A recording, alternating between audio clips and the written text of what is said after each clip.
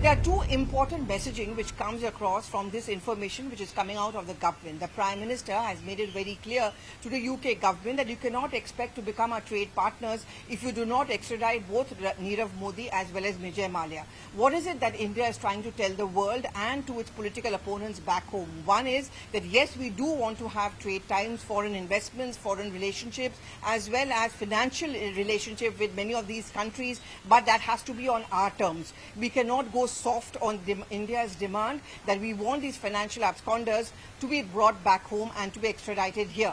The second important is also the response or rather retaliation of the Indian government to its political opponents back home. Now, if you remember, every time they want to attack the Prime Minister and the BJP, the point is often which is made by, say, the Congress party is that what about Nirav Modi? Why is it that the government is not able to bring back Vijay Mallya? In fact, the BJP has always retaliated by saying that these were the ones who flourished during the UPA time, so they have to take the responsibility.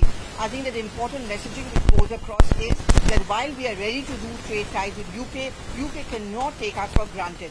The main demand which is repeatedly raised by the Prime Minister whenever he goes abroad is not to be soft on the Western countries or on America, but rather India is going to talk from a position of strength, and that is, yes, we want our economy to do well, our economic growth to surge ahead. We do want to have trade ties with many of these countries, but at the same time, the basic demand of the Indian government is something on which we are just not going to compromise on.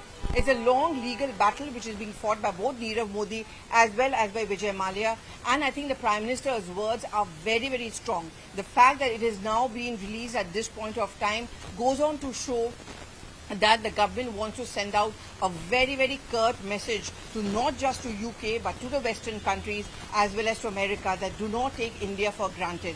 We are not a desperate country. We are one who are doing well as far as economic growth or green shooting is concerned, and therefore you have to listen to our demand. So we'll have to wait and watch to see how soon is it that these two financial absconders are brought back home for trial.